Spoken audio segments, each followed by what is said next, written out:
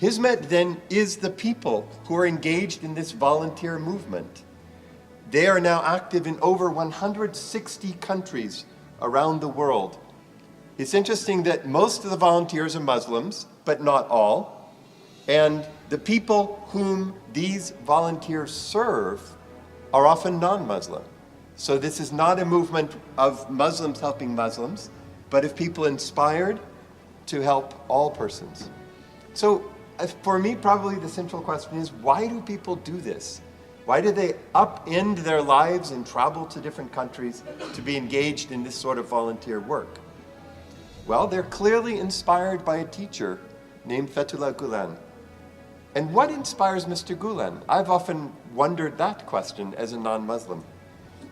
I think it is this person. This is his book on Prophet Muhammad.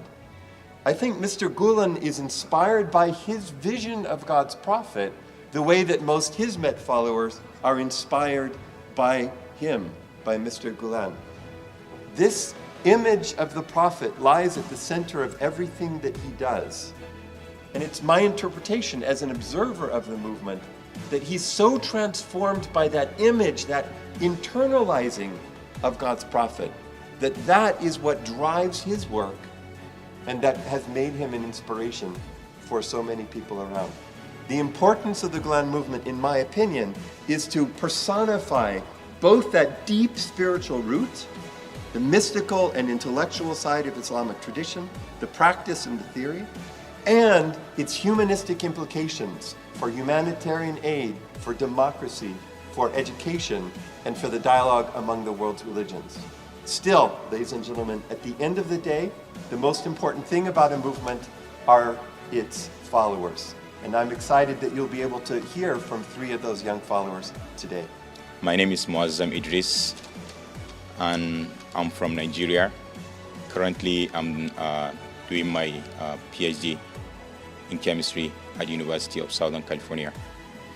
Nigeria actually is really blessed with ethnic groups, around 130 different ethnic groups. And Nigeria has 2 main religions, which is Christianity and Islam. Since Nigeria got its independence, there have been many religious tensions, usually because of poor understanding of religions, both the Christianity and Islam, and also lack of dialogue between these 2 religions. And so that's why actually these schools were opened in Nigeria. The first one that started in the capital, where I got the scholarship, was opened or established in 1998. I went there to start my education. It was really difficult to cope with the environment because while I was studying, it was a really local school where we have only Muslims in the northern side.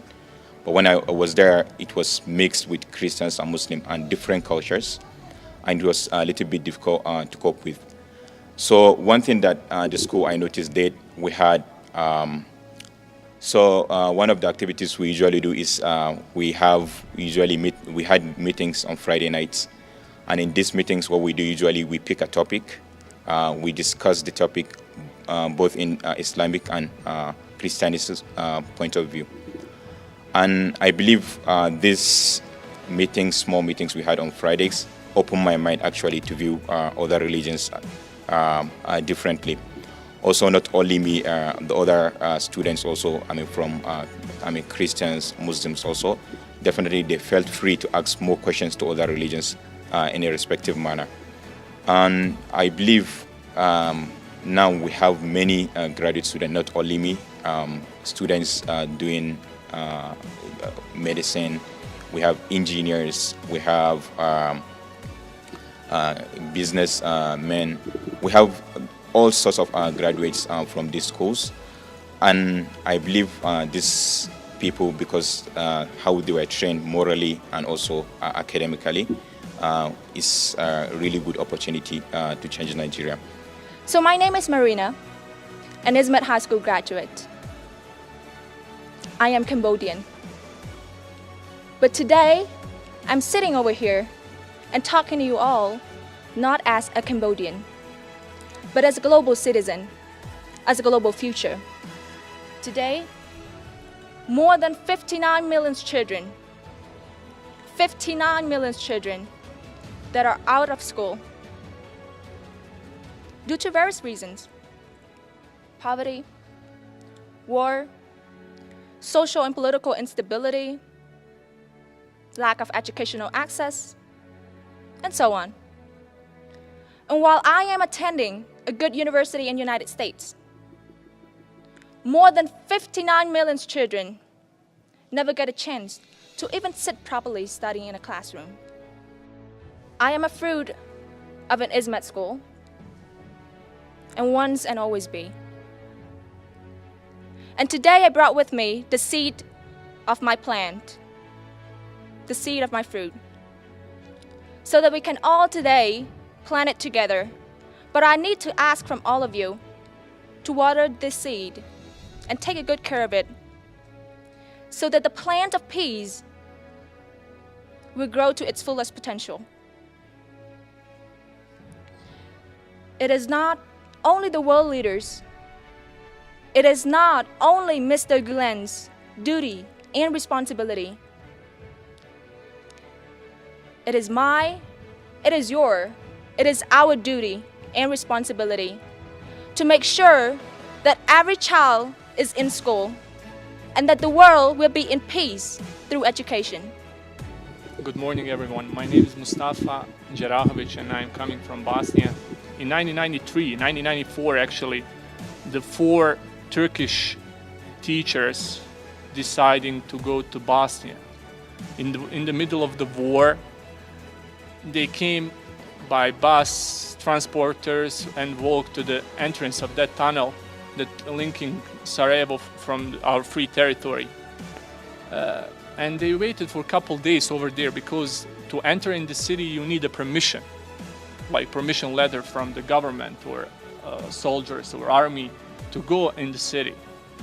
And our Bosnian soldier asked them, our teachers, why you are waiting here? Are you fighters? Are you soldiers? You want to fight? No, we are not soldiers, we are teachers. Okay, what do you want to do in Sarajevo? There is no electricity, there is no food, there is no water, there is no nothing. Only grenades, hunger, and snipers. And they said, we want to open the first private school in the Sarajevo. And our soldiers laughed, like, how come, like in the middle of the war, you are not able to see where is this ending? And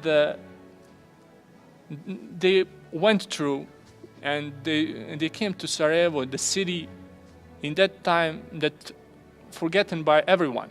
And in 1999, I enrolled in that school. In that school, it was the first school that after the war, under same roof, I had friends from the Orthodox Catholics, like Pravoslav Serbians, and I had friends like Roman Catholics, Croats, at the same classroom. And it was impossible to imagine after the war in Bosnia to bring that kids together. For example, still in Bosnia you have the system, 2 schools under the same roof. What's that mean? Like same building, first floor is for Catholic kids, the second floor is for Muslim kids.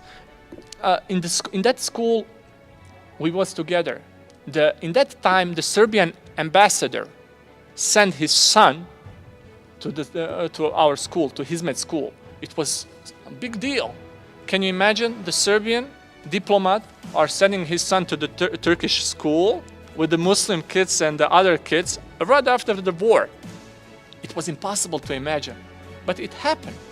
Google Award for Best Educator won the lady, actually our teacher from Bosnian Hizmet School, and it was amazing for Bosnia.